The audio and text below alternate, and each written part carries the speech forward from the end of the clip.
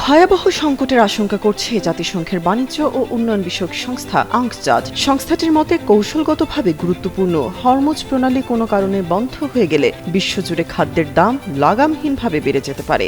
এতে সাধারণ মানুষের জীবনযাত্রার ব্যয় বৃদ্ধির পাশাপাশি স্বল্প আয়ের প্রান্তিক জনগোষ্ঠী চরম সংকটের মুখে পড়বে।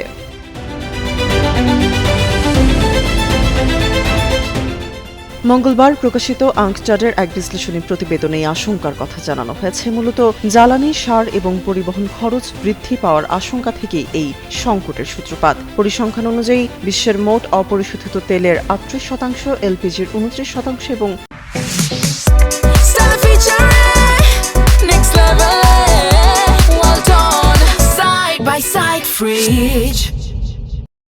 এলএনজির ১৯% জলপথ দিয়ে পরিবাহিত হয়। ফলে এই পথ রুদ্ধ হলে বৈশ্বিক জ্বালানি বাজারে বড় ধরনের অস্থিরতা তৈরি হবে।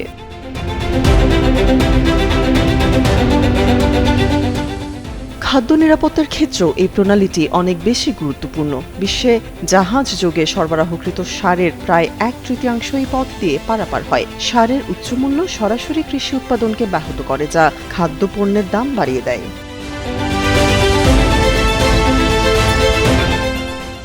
এই সংকটের প্রভাব সবচেয়ে বেশি অনুভূত হতে পারে এশিয়া মহাদেশে, কারণ এই প্রণালী দিয়ে যাতায়াত করা পণ্যের প্রায় ৮৪%-ই গন্তব্য থাকে এশিয়ার বিভিন্ন দেশ। ফলে এশিয়া জুড়ে মুদ্রাস্ফীতি ও জীবনযাত্রার ব্যয় আকাশচুম্বী হওয়ার প্রবল ঝুঁকি রয়েছে।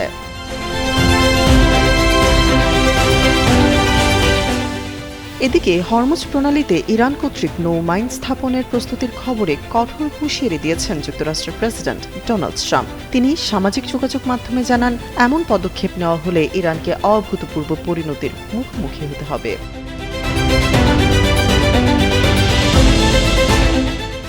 যুক্তরাষ্ট্রের জয়েন্ট চিফ অব স্টাফের চেয়ারম্যান জেনারেল ডেন কেইন জানিয়েছেন, হরমুজ প্রণালী দিয়ে বাণিজ্যিক জাহাজ চলাচল নিরাপদ রাখতে তাদের সামরিক নিরাপত্তা দিয়ে এগিয়ে নেওয়ার বিষয়টি বিবেচনা করা হচ্ছে। তিনি বলেন, ১ সপ্তাহের বেশি সময় ধরে অনেক তেলবাহী জাহাজ ওই পথ দিয়ে চলাচল করতে পারছেন। অন্যদিকে চীন বলছে, বিশ্বজুড়ে জ্বালানি সরবরাহ ঠিক রাখতে হরমুজ প্রণালী নিরাপদ রাখা জরুরি। একই সঙ্গে তারা উত্তেজনা কমানো এবং আলোচনার মাধ্যমে সমাধানের আহ্বান জানিয়েছে।